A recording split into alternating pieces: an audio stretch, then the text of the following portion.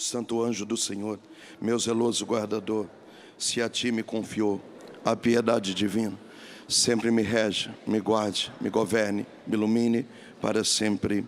Amém. Bom dia, bom dia. Cumprimenta quem está do seu lado, diga: seja bem-vindo ao nosso dia. Quero cumprimentar com muita alegria você que já está aqui, em nome de toda a comunidade Filho de João Batista. Quero cumprimentar também você que está em casa, seja bem-vindo por todo o sistema Canção Nova de televisão.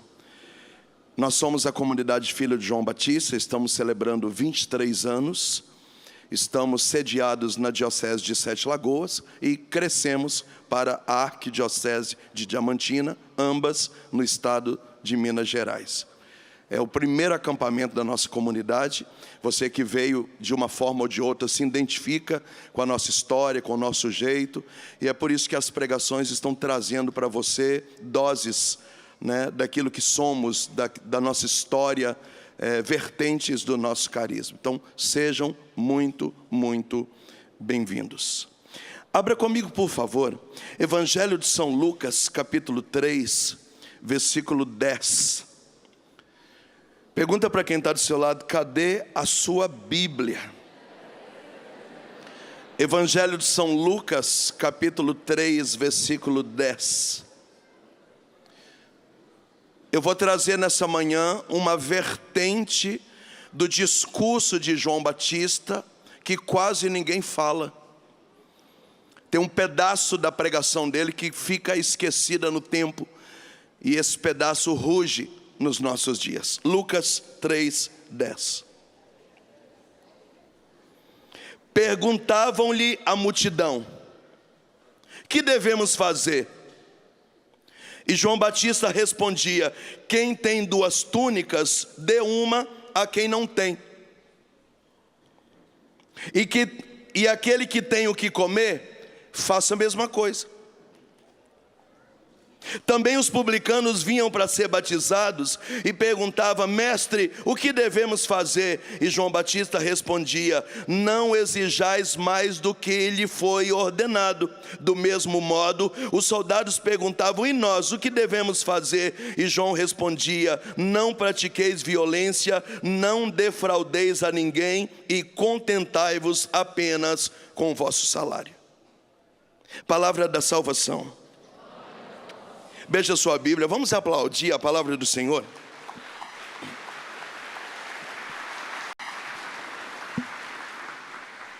Se você pegar a sua Bíblia, você vai perceber que o último livro do Antigo Testamento é o profeta Malaquias.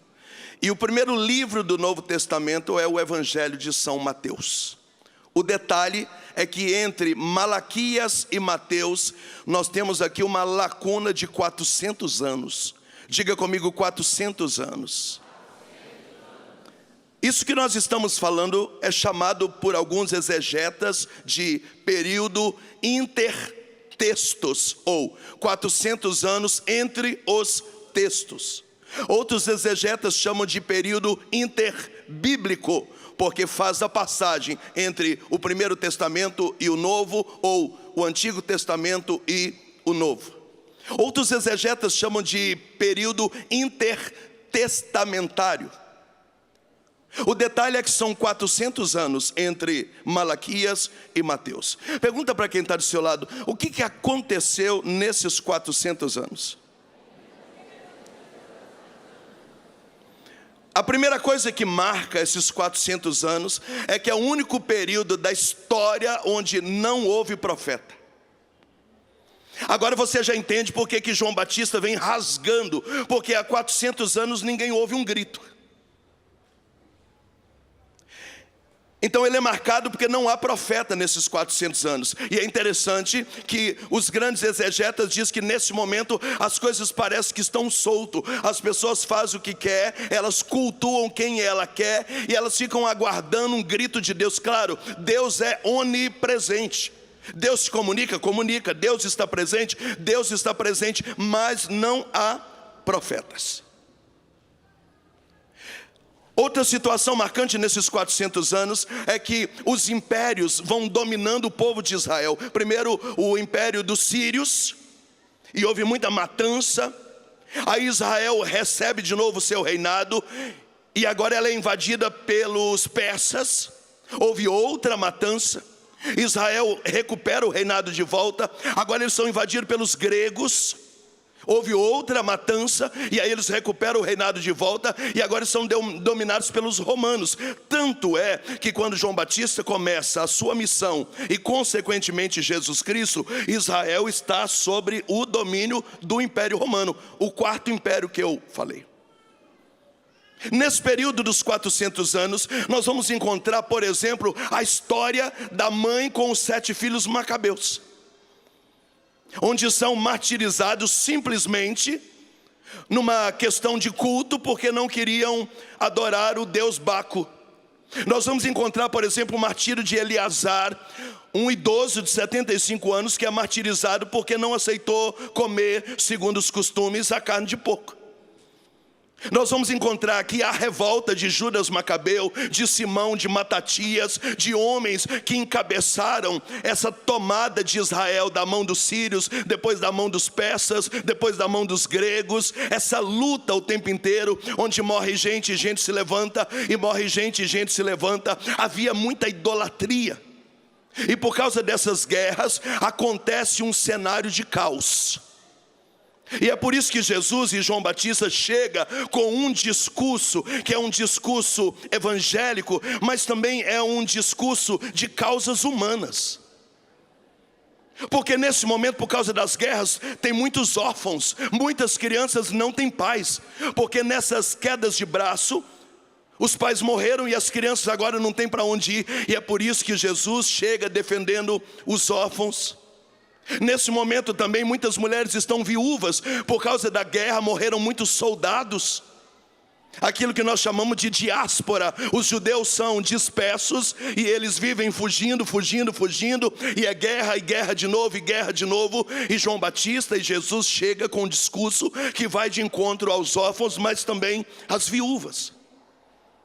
O cenário está tão ruim, mas tão ruim, que as pessoas estão passando fome. Olha o discurso de João Batista: quem tem comida, dê para quem não tem. Ele não está fazendo um discurso social, ele está pregando diante da realidade que está acontecendo agora. Continua o discurso de João Batista: você que tem 2 túnicas, tem gente sem roupa, nós estamos num cenário de guerra, dê uma túnica para quem não tem. O discurso aqui não era fazer caridade, não, o discurso é: nós precisamos fazer alguma coisa. Quando João Batista chega, 400 anos depois, onde não há profeta, muita guerra, muita luta, um cenário político ruim, um cenário socioeconômico pior ainda, um cenário cultural estragado, o culto estava estragado, as pessoas estavam passando fome, e o tempo inteiro os soldados abusando do poder. E é por isso que João Batista está dizendo: vocês soldados, vocês querem receber o batismo? Então contente com o salário de vocês, não aceite propina. E aí os publicanos vêm dizendo: eu também quero ser batizado, você quer? Então, já que vocês são donos das coletorias de imposto, parem de cobrar juros abusivos das pessoas. E você que emprestou dinheiro para alguém, olha o cenário, não cobre dessa pessoa, ela está precisando. João Batista acha esse tipo de cenário. Eu quero transformar tudo que eu falei agora numa palavrinha chamada deserto. Diga para quem está desse lado: o cenário é de deserto. Não, você não abriu a sua boca, foi muito ruim. Diga para quem está na esquerda, direita, frente, atrás, em cima, embaixo, um lado do outro: o cenário é de deserto.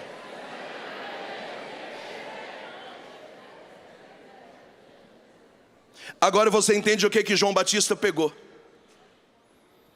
É um deserto geográfico, sim. Uma voz que grita no deserto. É geográfico, sim, mas mais que geográfico. Fazendo uma alusão aqui a Ezequiel 37, dos ossos ressequidos, o cenário é um deserto generalizado. Quem está me ouvindo, diga amém. Amém. Fome, miséria, problemas sociais, problemas sanitários, falta de comida. Por isso que João Batista diz: você tem comida, dá para alguém. órfão, viúva, cenário de guerra, crise moral, crise psicológica, abusos. 400 anos, Israel estava vivendo como terra de ninguém. Recupera o reinado, perde de novo. Recupera o reinado, perde de novo. Recupera o reinado, perde de novo. E nesses 400 anos não havia profeta. Bate no seu peito e diga: é um cenário de caos. O detalhe é que as profecias diziam que Jesus ia vir nesse cenário. Só que ele não pode chegar assim. Jesus não pode chegar chegando assim. Alguém precisa fazer o meio de campo.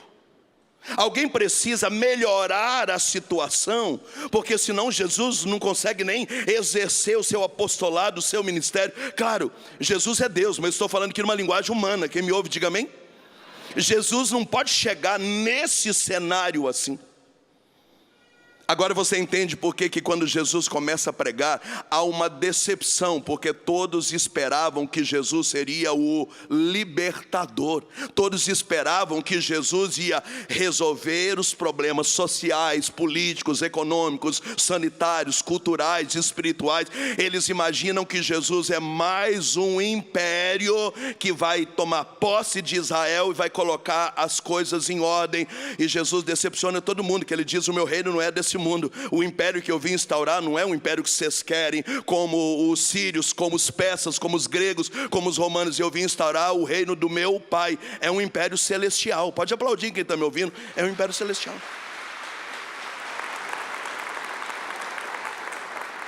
E para Jesus não chegar nesse cenário, alguém precisa melhorar um pouco esse cenário. E aparece a figura de quem? Horrível. Aparece a figura de quem? Esse menino foi fabricado para pregar num cenário hostil. Agora você entende a minha primeira pregação quinta de manhã. Por que ele grita tanto? Porque há 400 anos ninguém grita. Ele precisa chegar chegando. E por que é uma voz que grita no deserto? Claro, ele vem do deserto. Desde pequeno que ele foi criado, gerado no deserto. É a segunda pregação de hoje de manhã, vai tratar disso. Mas muito mais, é uma voz que grita nesse deserto. Ele precisa pegar os soldados, os publicanos, os judeus numa ressaca moral, num cenário de órfão, viúva, fome, miséria, gente que não tem o que comer. João Batista precisa arrumar como uma voz gritando nesse deserto, nesse cenário, porque ele precisa preparar um povo bem disposto para a vinda do Messias. Gente, esse homem é muito, muito, muito importante. Se ele falha na sua missão, Jesus não consegue exercer a missão dele. Diga para quem está do seu lado: a partir desse acampamento, se você não era devoto de João Batista, agora você é. Esse cara é o cara. Pode aplaudir, pode aplaudir.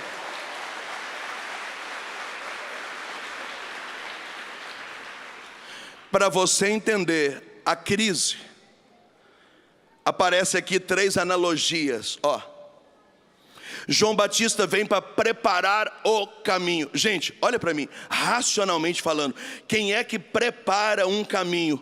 Um trator. O cenário é tão estranho que esse homem, essa voz gritante, escandalosa, que vem num cenário de deserto, é tão robusto o cenário, que ele precisa vir como um trator, preparando o caminho. E é um trator.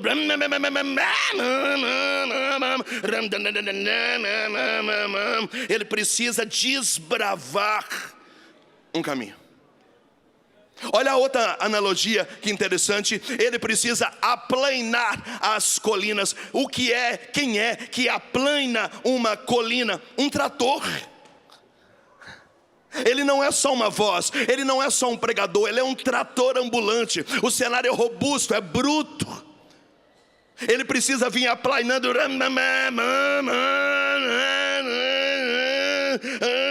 Fala para quem está do seu lado: esse menino é um tratorzinho ambulante. Quem prepara um caminho? Um trator. Quem que aplana as colinas? Um trator. Ele também vai vir para endireitar as veredas. Quem que endireita as veredas, as montanhas? Um trator. E João Batista vem aplanando, preparando, endireitando, num cenário de caos. Ele vai gritando e vai, e o motorzinho está ligado. Fala para quem está do seu lado: João Batista é um trator com motor ligado. Por que tudo isso está acontecendo? Porque há 400 anos produziu, num contexto amplo, um cenário de deserto. Pergunta para quem está do seu lado: você está entendendo alguma coisa ou não está entendendo?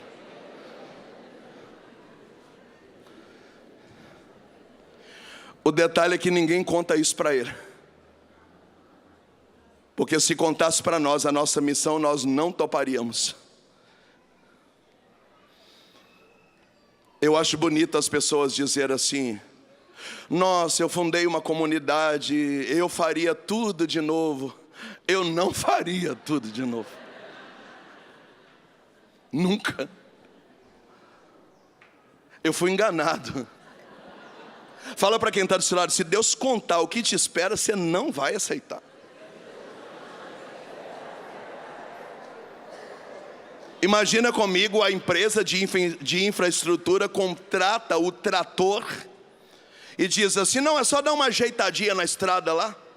Quando ele chega lá e fala: ajeitadinha, não tem estrada nenhuma aqui, eu vou ter que aplanar as veredas, preparar o caminho, endireitar as colinas, eu vou ter que construir uma estrada, não tem nada aqui nesse lugar. Aí o cara falou: seu orçamento não está muito certo não, você falou que umas 3 horinhas de óleo diesel dava para arrumar a estrada. Isso aqui vai dar uns 5 dias de serviço, manhã, tarde e noite. Fala para quem está do seu lado: João Batista não sabia o que ia acontecer. Só que ele é um trator, diga aleluia. Ele é uma voz que grita, diga aleluia. Há 400 anos não tem voz, diga aleluia. Ele está num cenário de deserto, diga aleluia. Ele vem como um trator ligado 200 por hora, diga aleluia. Preparando o caminho, endireitando as colinas, aplanando as veredas, diga aleluia. Sacode quem está do seu lado e fala: esse João Batista é muito bom. E para que ele está fazendo tudo isso?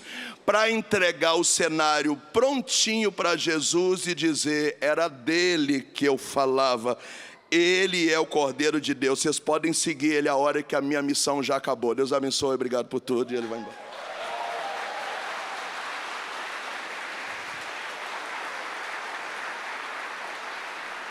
Diga para quem está do seu lado: desde quinta-feira eu estou amando esse João Batista. Só que agora, quando ele chega no deserto, ele tem 2 funções. Ele precisa pregar dentro da cidade para restaurar o culto, porque nesse momento já adoramos Antíoco, Quarto, Epifânio, olha o nome do homem, já adoramos Baco. Ele precisa restaurar o culto, mas ele também precisa ir para o Rio Jordão. Por quê? Porque as pessoas que passavam necessidade sempre procuravam onde tinha uma água. Por isso que Jesus olhava para os mais pobres, sempre à beira de uma fonte, à beira de um poço, onde tinha um chafariz, na beira de um rio, porque a água é vida. E ali na beira da água passa os mascates, os vendilhões, aqueles que faziam troca, que faziam negócio. Esse menino precisa pregar no centro da cidade para quem está dentro da igreja, mas também precisa ir para as periferias. Onde estavam as periferias? Na beira do rio Jordão. Então, quando ele entra na cidade com a função de restaurar o culto, ele começa um discurso assim, ó: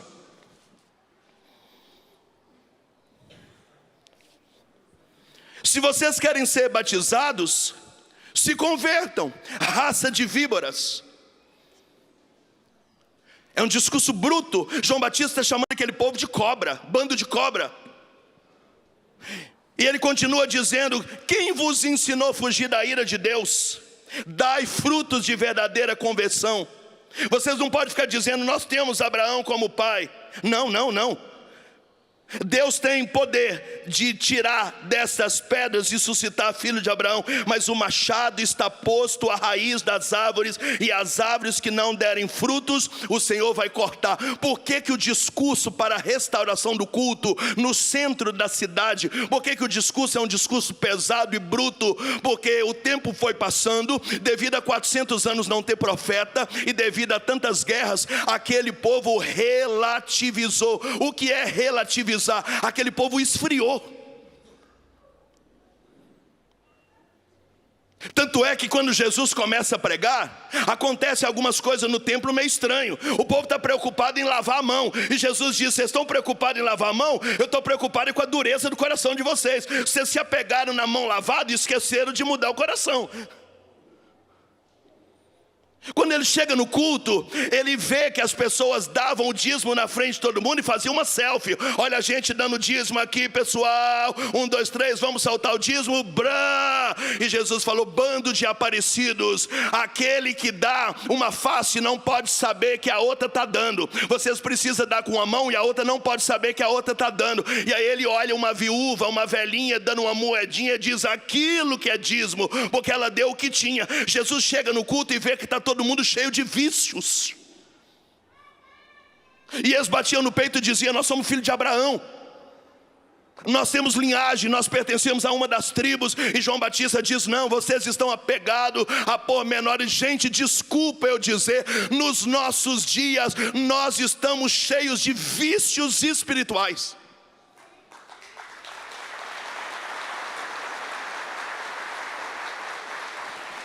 E desculpa eu dizer, é claro, a comunidade Filho de João Batista também evangeliza na internet, mas o que eu vejo na internet é gente brigando porque lavou a mão ou não lavou, sobre o dízimo, sobre o que faz, o que não faz, o que pode, o que não pode. E nós vamos, e a internet está movimentada de gente brigando e lutando por mão que lava, por isso, por aquilo, e uma confusão. Mas o discurso de João Batista era: vocês estão cheios de vícios, enquanto vocês ficam apegados a detalhes, vocês esquecem da centralidade do culto. Por isso que João Batista gritava dizendo: se vocês se converterem de verdade, eu batizo vocês, mas eu batizo com água para o arrependimento e para a conversão. Mas depois de mim virá alguém que é maior que eu não sou digno de desatar suas sandálias. Ele vos batizará com espírito, com fogo.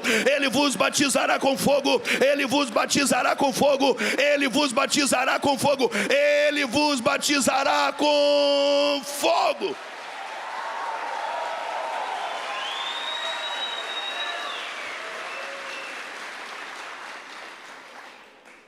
Diga para quem está do seu lado: hoje é dia de você voltar ao primeiro amor.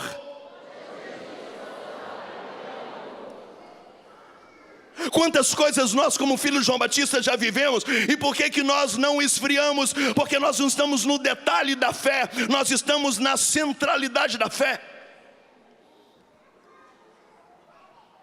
Quando você diz: Moisés, porque lá em casa só eu rezo, tá? Eu estou há 31 anos numa caminhada invejável, e metade da minha família também não voltou para a igreja. E está tudo bem, querido, e está tudo bem. Foca, foca. E você fica caçando confusão na sua paróquia, e você fica brigando. É membro de comunidade que sai e grava vídeo, e o outro que rebate o vídeo. Agora tem a réplica, a tréplica, a tréplica, a quatréplica, e vai tudo viralizando, e todo mundo dizendo. E eles estão brigando por quê? Por causa de uma mão que tem que lavar, por causa do valor de um dízimo. Enquanto isso, João Batista chega dizendo: gente, há 400 anos Deus não é adorado. Vamos adorar a Deus em espírito e em verdade. Será que é possível a gente adorar a Deus de verdade? Que esfriamento é esse de vocês?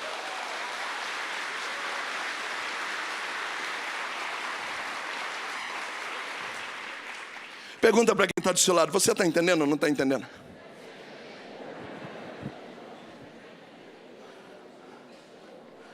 A pregação de João Batista dentro da cidade tinha uma finalidade: restaurar o culto. E para restaurar o culto, já tinha gente achando que era possível adorar a Deus, mas pegando detalhes de Baco, detalhes de Afrodite, sobretudo os gregos, onde há o berço da filosofia pagã.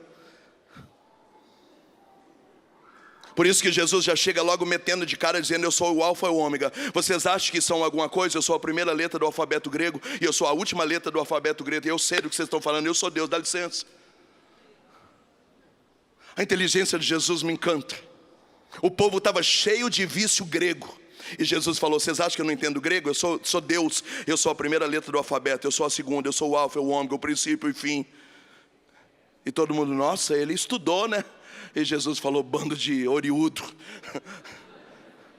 E Paulo chega na mesma vibe, dizendo: a letra mata, mas é o Espírito que vivifica. Vocês estão apegados nos detalhes, na correção do português. Vocês estão preocupados como é que fala, no tom de voz, na regulagem dos detalhes. Não.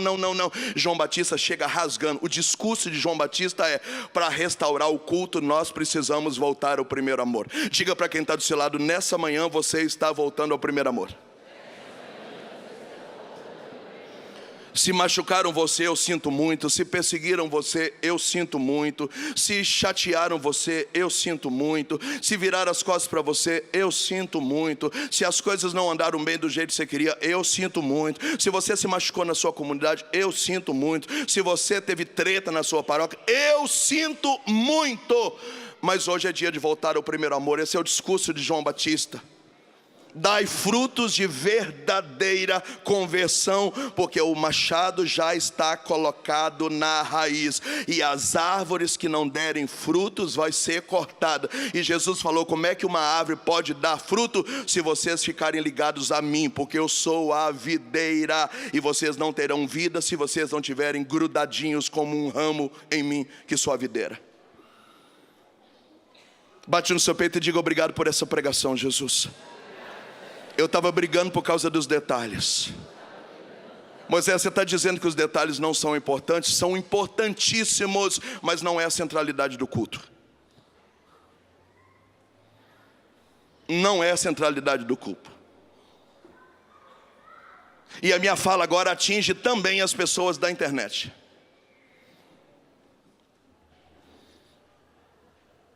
Nós precisamos propagar a centralidade do culto.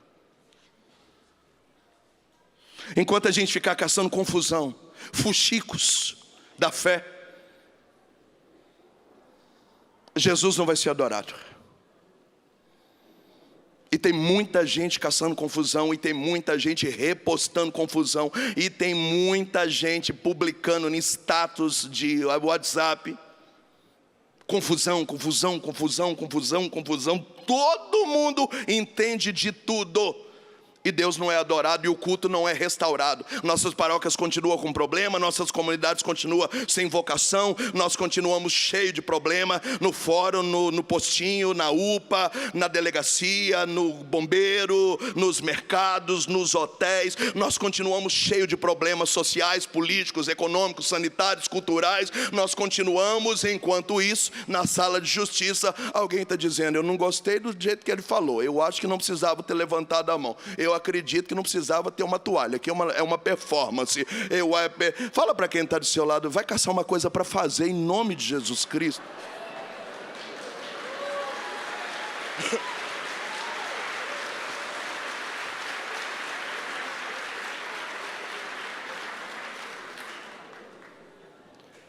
E eu quero dizer para você que depois de 30 anos na estrada, existem coisas que as pessoas estão brigando por aí, e que elas estão extremamente equivocadas, porque só quem está na estrada entende algumas coisas que estão acontecendo. Aí você assiste um vídeo e vê lá que tem uma cadeira branca. Você vai: eu acho que cadeiras brancas não deveriam estar na igreja. E todo mundo: eu concordo, eu não concordo, eu concordo, quando não concordo. Mal você vai à missa, você está discutindo cadeira branca. Só quem viu cadeira branca em tantos estados, tantas cidades, tantos países, pode entender. Gente, não discute isso não. A cadeira branca ali, ela tem um porquê, ela é importante ali. Então tem gente criticando pregação que não prega. Tem gente criticando padre, você não é padre. Tem gente criticando coisas na sua paróquia, você nem é dizimista. Você não é dizimista. Você não paga nem as partículas que você comunga, você não paga. E você dando palpite, todo mundo, eu concordo, que eu não concordo, tal. Enquanto isso, na sala de justiça, João Batista chega e dizendo: vocês são raça de víboras, vocês precisam dar fruto de verdadeira conversão. Quem ensinou vocês a fugir da cólera vindoura? O machado está na raiz da árvore. Ou a gente volta a adorar Jesus com piedade, com santidade, com justiça, ou então nós seremos cortados. A pregação de João Batista para o templo, ela é pesada. Pergunta para quem está do seu lado: você está entendendo alguma coisa ou não está entendendo? Só que aí ele tem uma segunda missão. Pergunta para mim: qual é, Moisés? Ele precisa ir de encontro às realidades humanas das pessoas. Órfão, viúva, fome, miséria, trabalho escravo, juro abusivo, soldado maltratando pessoas, pessoas fugidas. O contexto é ruim. E aí ele vai lá para a beirada do Rio Jordão. O que ele foi fazer no Rio Jordão? Fala para quem está do seu lado. A estrutura da sociedade estava toda na beira do rio. Não abra a sua boca, não abra a boca. Diga para quem está do seu lado: a estrutura da sociedade estava toda na beira do rio.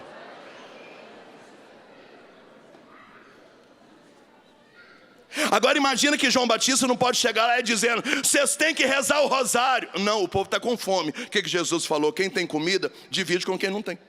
João Batista. Deixa eu refazer a fala.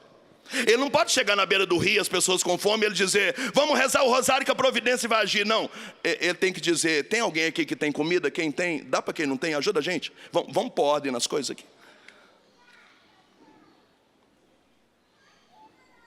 Aí ele vê uma pessoa lá atrás sentindo frio: vamos orar que Deus vai mandar agasalho, o fogo do Espírito vai te aquecer. Não pode falar isso. Ele tem juízo. Então ele diz: tem alguém que tem 2 túnicas? Quem tem 2 túnicas, dá para aquela senhora que está lá atrás para a gente. Vamos arrumar as coisas que estão acontecendo aqui. Isso aqui não é um discurso social, é um discurso de resgate da dignidade humana. Olha o discurso de João Batista. Deixa eu ler aqui. A gente corta os pedaços do evangelho. Deixa eu ler aqui. Lucas 3:10, tá? Quem tem 2 túnicas, dê uma para quem não tem. Quem tem o que comer, também divide com quem não tem. Não exija mais das pessoas do que elas podem pagar. Se contentem com o salário de vocês. Não roubem as pessoas. Não sejam abusivos e violentos. João Batista está na beira do Jordão, olhando para os mais pobres, necessitados. Um monte de coisa acontecendo, o pau está quebrando. E João Batista precisa dizer: eu preciso arrumar uma casa de acolhida para acolher essas pessoas. Elas não têm mais casa, o marido dela morreu na guerra e o filho dela é bebezinho. A gente tem que arrumar uma casa para colocar essa mulher com um bebezinho. Aqui nasce a vertente do nosso carisma a respeito do resgate da pessoa humana. Um dia eu estava indo para a missa. Um bêbado caiu na minha frente. E quando ele caiu na minha frente, ele bateu a cabeça num cascalho, num pedaço de pedra, e sangrou. Então eu peguei o bêbado, amparei. Quando eu fui ajudar a levantar, o sangue da testa dele manchou minha camisa. Eu estava indo para a missa. Eu falei: meu irmão, eu acho que melou a missa. Vamos na casa da minha mãe. E eu vou pegar uma outra camisa e a gente vai se lavar e eu vou te dar a camisa. Dei a camisa para ele. Atei a ferida. Fomos para o ponto de ônibus. Onde é que você mora? Eu moro num bairro assim assado. Falei: então nós vamos pegar esse ônibus, eu vou pagar, vou colocar você dentro do ônibus, você vai voltar para casa. Tudo bem? Tudo bem. Misteriosamente o ônibus não chegava. Enquanto o ônibus não chegava, o bêbado olhou para mim e falou: por que você não dá aquilo que você tem? Eu falei: mas perdi a missa por tua causa, manchou de sangue minha camisa, te dei uma nova, vou pagar o ônibus, o que mais você quer? Falou: se você tivesse uma clínica de dependente químico, eu moraria com você, porque eu não aguento mais beber.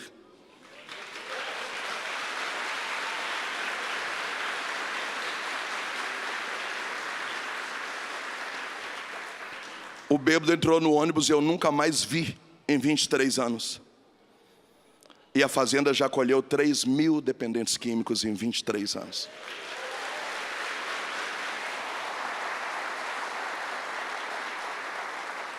Depois de dependentes químicos, começamos a cuidar de crianças. Não crianças infratoras, crianças vítimas. Dessa casa nós estendemos para cuidar de adolescentes. Durante 15 anos tivemos uma associação, nós paramos com essa associação agora em dezembro. Em dezembro de um ano atrás, mais ou menos. Uma associação que fez de tudo que você pensar, tudo que você pensar. E a gente acolhe gestante, gente que quer suicidar, e o marido bate na mulher, em vez de ela ligar 190, ela liga para a gente. Os casos mais absurdos que você pensar. E eu digo para você que a gente só não acolhe mais pessoas porque a gente não tem dinheiro, porque a gente não tem mais casas. Antes da pandemia compramos a nossa fazenda, estamos aumentando, ampliando. Nosso sonho é que ela fosse uma grande cidade, que pudesse acolher do pequeno ao grande, qualquer tipo de caso. Porque na beira do Rio Jordão não se pode só batizar, tem órfão, tem viúva, tem gente com fome, tem gente oprimida, tem gente sem emprego. João Batista no centro da cidade instaurava o culto, na periferia ele restaurava as pessoas. E eu quero nessa pregação fazer homenagem a dois irmãos da minha comunidade, Danilo e Paliana. Hoje eles são responsáveis pelos dependentes químicos da nossa fazenda.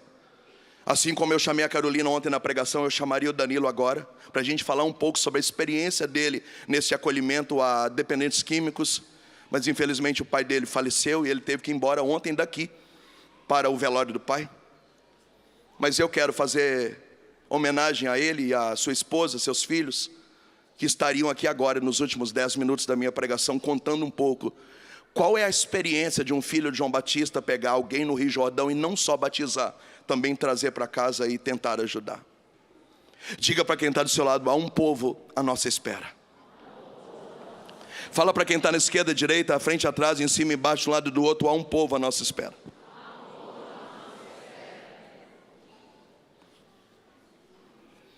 O sentimento que eu tenho é que nessa manhã nós precisamos fazer alguma coisa.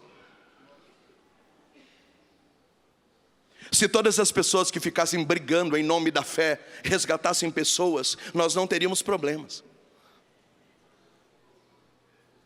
E eu não sei você, mas a minha alma grita, o meu desejo é enorme.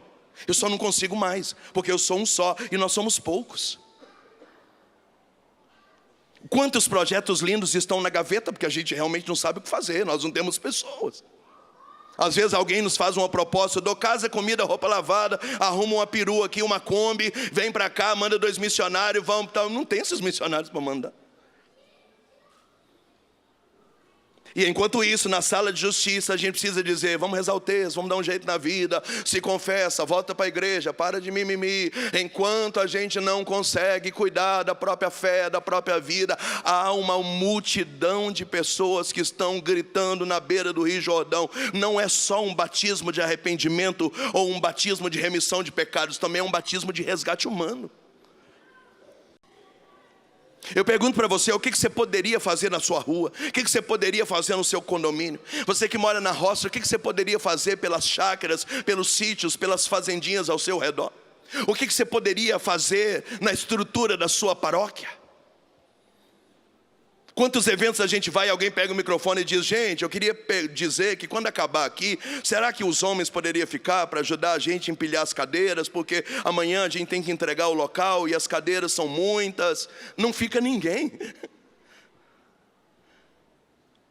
Se a gente ficasse 20 minutos e fôssemos 20 homens, rapidinho a gente empilhava as cadeiras, mas parece que há um torpor, parece que há uma paralisia, uma letargia. Nós não conseguimos mais sensibilizar com a dor das pessoas. Parece que o sofrimento, a lágrima das pessoas não mexe mais conosco. E eu quero dizer que mexe com João Batista. Mexe tanto que ele vai, e ele não vai na beira do Rio Jordão simplesmente com um discurso pesado. Ele vai para apresentar solução. Ele faz uma conexão entre quem tem, quem não tem, quem pode, quem não pode.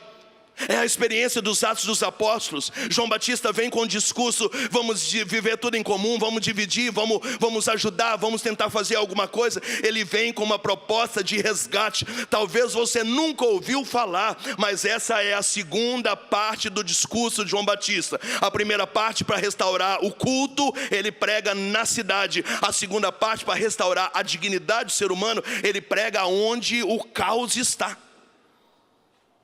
Eu queria que você soubesse que o Rio Jordão não é um ambiente agradável, não é um resort. Lá tem gente pedindo esmola, lá tem andarilho. Lá tem gente na beira do rio, tem cegos, coxos, aleijados. Tanto é que Jesus vai pegar o mesmo cenário. E Jesus estrategicamente vai para onde? Para Galileia. Porque na Galileia tem todo esse povo, chamado também de Galileia dos pagãos. Ali Jesus vai pregando no templo, mas também vai restaurando a dignidade do órfão, da viúva. Vai falando sobre dar esmola, sobre fazer caridade. Vai falando sobre não sentar na primeira cadeira, sentar no último lugar. Jesus traz o mesmo discurso de João Batista. Portanto, o discurso de João Batista é cristocêntrico. Tão cristocêntrico que Jesus acompanha a mesma linha de raciocínio. Precisamos restaurar o culto, restaurar as pessoas. Restaurar o culto, restaurar as pessoas. Vai dizendo para quem está do seu lado: restaurar o culto e restaurar as pessoas. Restaurar o culto, restaurar as pessoas. Se você desse um glória a Deus, eu ficaria muito feliz.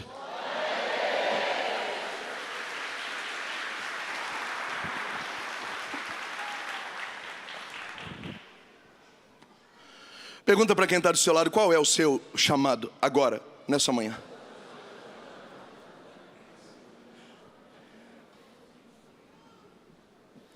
Se você veio aqui, você se sente também um filho de João Batista, e você que está em casa também. Qual é o seu chamado? Claro, eu não sou burro. Algumas pessoas têm um chamado específico só para atuar na restauração de cultos. É lógico. Outras pessoas têm um chamado específico para atuar só no resgate da pessoa humana. Nós temos os dois. Aí você prega, sopra no microfone, todo mundo aplaude, aquela alegria, mas acaba a pregação: amanhã eu preciso falar com você, meu casamento está assim, assim, assim, eu estou beirando do suicídio, será que você pode fazer alguma coisa por mim? Olha, está aqui o WhatsApp, está aqui o e-mail, fora daqui, tá? Porque aqui tem muita gente, me chama semana que vem, eu mando um direct, faz alguma coisa, porque nós vamos ajudar você. Enquanto você restaura o culto na assembleia, você puxa casos para a beira do Rio Jordão para tratar fora do culto. E é por isso que a nossa vida não para, e é por isso que somos pilhados, porque a gente evangeliza fora e dentro, fora e dentro, fora e dentro, fora e dentro. E a gente evangeliza os dois lugares ao mesmo tempo. Nós temos que fazer as duas coisas. Essa é a missão de João Batista. Eu termino dizendo: Jesus caminha na mesma direção. O discurso de João Batista é um discurso cristocêntrico. Pelo amor de Deus, se alguém for fazer corte dessa pregação, não seja honesto com a minha pregação, para não pegar pedaço de coisas que não é essa a minha fala. Você está me entendendo? Sim ou não? Sim ou não? Sim ou não? Sim ou não? Nós estamos estudando Bíblia aqui nessa manhã. Diga sim ou não? Sim ou não? Sim ou não? Sim. Sim, não seja desonesto. Não seja desonesto comigo. O discurso de João Batista é cristocêntrico. Jesus vem fazendo a mesma coisa, batendo forte na estrutura em torno do culto, e sendo mais amoroso, mais misericordioso, mais acolhedor com o Rio Jordão. Por quê? Porque esse povo está há 400 anos num cenário de guerra, de caos, de fome, de miséria, de órfão, de viúva, de abusos. Jesus não pode virar para eles e dizer: se convertam. Falou: mas eu nem tomei café hoje, o senhor pode fazer alguma coisa por mim? E eu quero instigar com essa pregação o seu coração a você também fazer alguma coisa. Acha o seu lugar na sua paróquia, amém? Acha o seu lugar na comunidade, amém? Acha. O meu discurso é: venha fazer parte de nós. Não. Se você já fizer alguma coisa onde você mora, a gente já cumpriu a nossa missão. Eu quero terminar com um testemunho lindo que eu recebi esses dias. Um rapaz falou: Moisés, o meu sonho era que você pregasse na minha paróquia e de dia eu te levasse para pregar numa casa de recuperação. Parece que eu posso ouvir ele dizendo que você pregasse no culto e no Rio Jordão também. Eu falei: ô irmão, a agenda está cheia, eu não sei mais o que fazer. Ele diz: não, mas fique em paz, porque por causa de uma pregação de vocês, essa casa de recuperação nasceu. Por causa de uma pregação de vocês, nós abrimos uma casa com 20 dependentes químicos. Então esse povo também é filho do carisma João Batista. Eu não cheguei lá, mas nós cumprimos a nossa missão. Nós cumprimos a nossa missão. Nós cumprimos a nossa missão. Que se levante nessa manhã os profetas, que se levante nessa manhã os levitas, que se levante nessa manhã os sacerdotes, que você saia do abatimento, saia do desânimo. Eu não sei o que é que deixou você num processo de paralisia. Ache o seu lugar, volte para o seu posto, estamos juntos, vamos para cima, liga o seu trator, e vamos preparar o caminho, endireitar as veredas e cuidar das colinas, porque o reino de Deus está próximo. Amém!